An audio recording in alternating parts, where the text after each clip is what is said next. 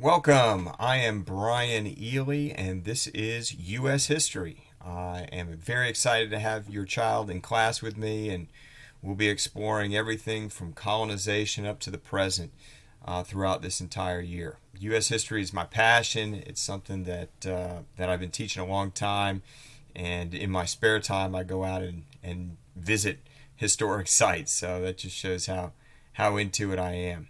I also want to let you know, depending on the class period, I'll be joined in this teaching journey with some help from my colleagues. In first period, it's Miss Weatherly and Miss LeBlanc and Mr. Curry.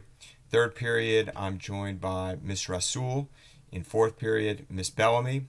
In fifth period, Miss Bellamy, Miss Rasoul, and Miss LeBlanc.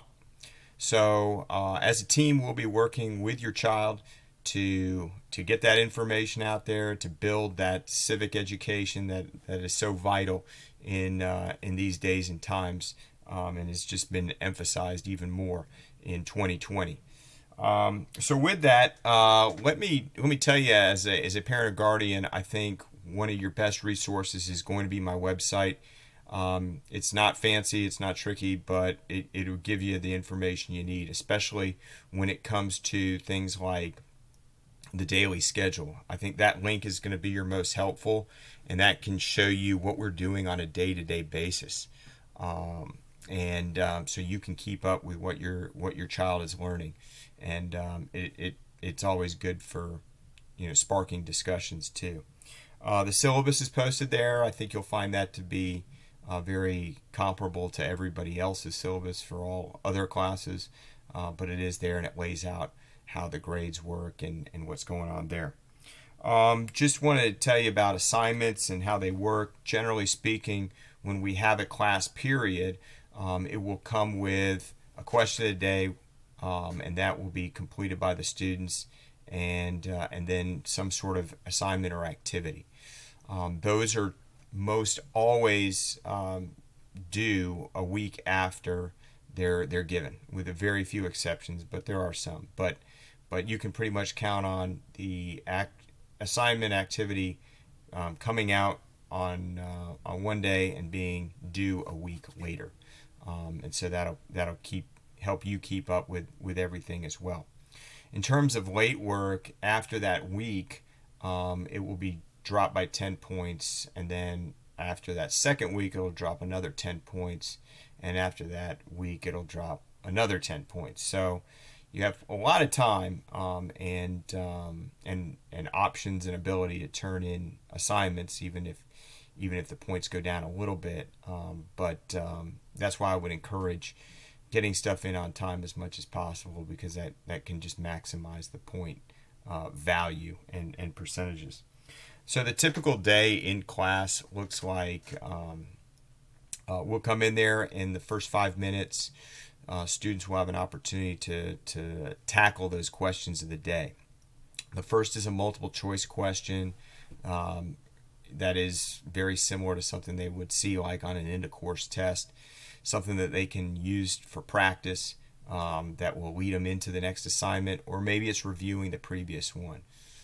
But it's just for students to get used to answering multiple choice questions and seeing some of the strategies.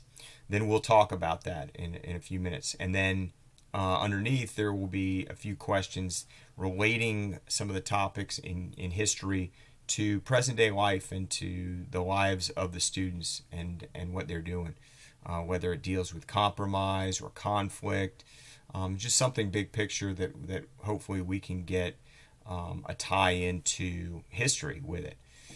So we'll talk about that, and we very much encourage student feedback. I know it can be difficult and a little awkward, but either speaking or using the chat box for that is always encouraged, and it's brought some pretty good and lively discussions as we've gotten into it.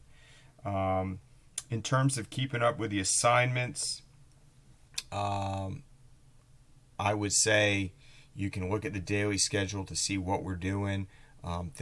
Items will be posted on the website as well as your students' Google Classroom. They'll always be there, and you can check Infinite Campus, because I like to put in assignments before they're due on Infinite Campus, so you can see those due dates and those points values. So I find that to be helpful, so for your benefit as well. Feel free to reach out to me. Email is probably the best way to do it. So you can, there's an email link. You can find it through the school website, on my website as well. I also have a bookings calendar on there. So happy to discuss any things you want, and ways to make your students successful, because ultimately that's what we're here for, and that's what we want to do. Thank you. We're having a good time already. It's an adventure. It's something we'll never forget, and it will go down in history. So that's for sure. So we'll be in touch, and thank you for being here.